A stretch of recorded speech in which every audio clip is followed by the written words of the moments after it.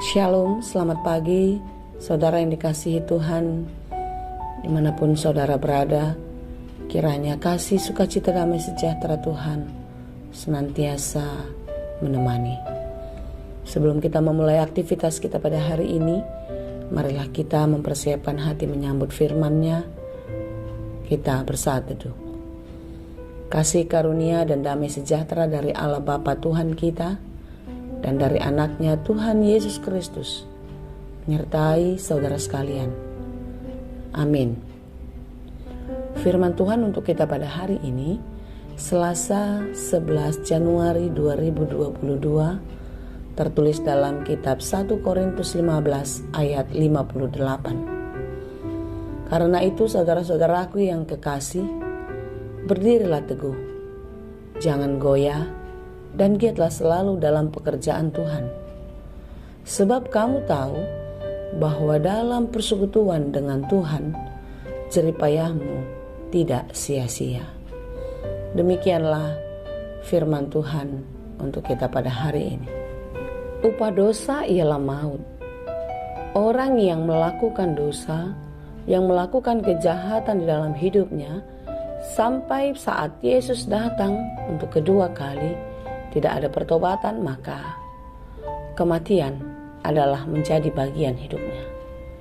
Tidak ada keselamatan dan tidak akan ada kehidupan yang kekal. Saudaraku yang dikasihi Tuhan, kematian Kristus di kayu salib dan kebangkitannya adalah suatu karya yang besar agar manusia yang berdosa dipulihkan.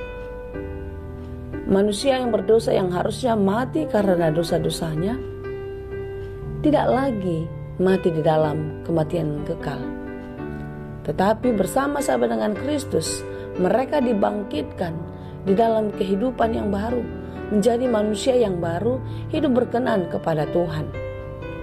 Orang-orang yang hidup berkenan kepada Tuhan adalah orang-orang yang melakukan perintah Tuhan di dalam kehidupannya.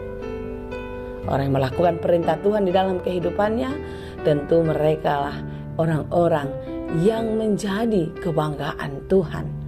Dan mereka adalah anak-anak Tuhan. Sebagai anak Tuhan, tentu kita bertanggung jawab untuk hidup melakukan segala sesuatu yang baik untuk menyenangkan hati Tuhan. Menyenangkan hati Tuhan berarti kita melakukan perintahnya, menaati firman-Nya, hidup di dalam kebenaran, hidup di dalam kebaikan, seperti apa yang diinginkan oleh Tuhan. Seberat apapun perjalanan kehidupan kita, sesulit apapun tantangan yang harus kita hadapi, kita harus tetap teguh. Karena apa yang kita kerjakan tadi, itu tentulah untuk menyenangkan hati Tuhan. Di dalam setiap pekerjaan kita harus menghadirkan Tuhan, melibatkan Tuhan untuk tetap ambil bagian di dalam setiap pekerjaan kita. Sehingga apapun yang kita kerjakan, itu kita dedikasikan, itu kita persembahkan hanya untuk Tuhan. Tetaplah teguh, jangan goyah.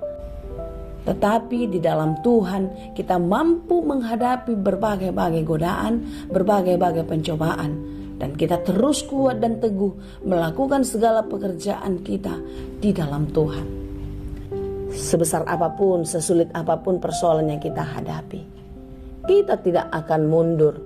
Kita tidak akan berhenti melakukan segala sesuatu yang baik di dalam kehidupan kita.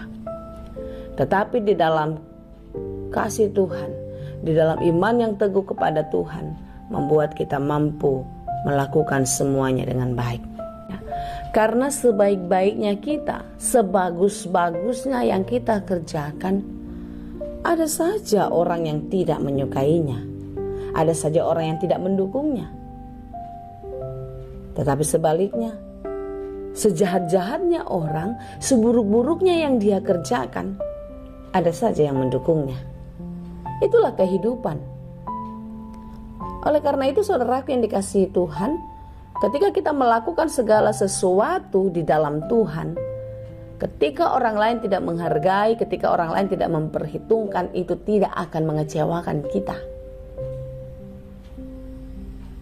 Tetapi sebaliknya, Semakin orang tidak menghargai, semakin orang tidak memperhitungkan, maka semakin semangatlah kita memperbaiki segala sesuatu, melakukan segala sesuatu menjadi lebih baik lagi dari sebelumnya.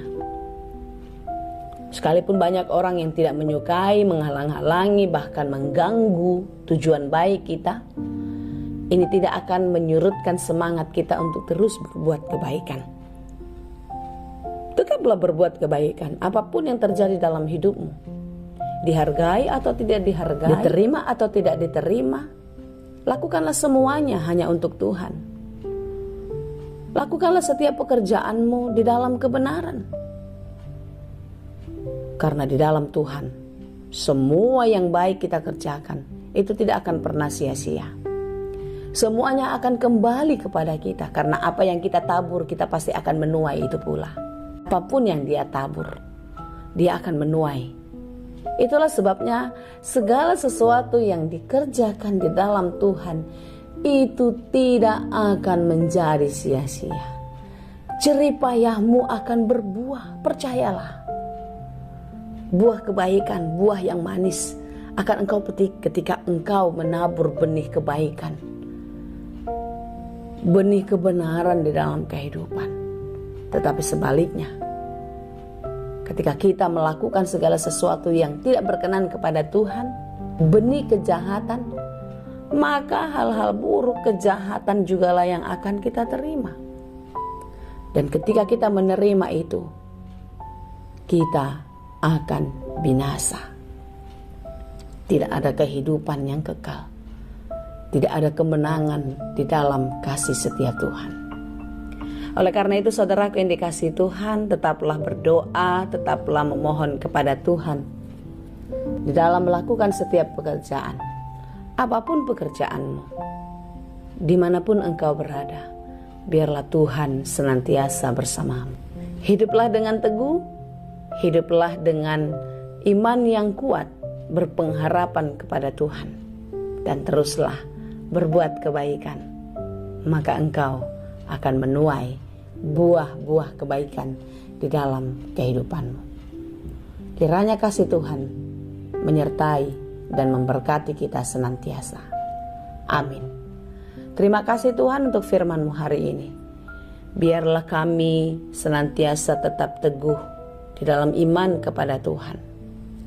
Seberat apapun pergumulan yang terjadi, biarlah kesulitan demi kesulitan membuat kami semakin tangguh.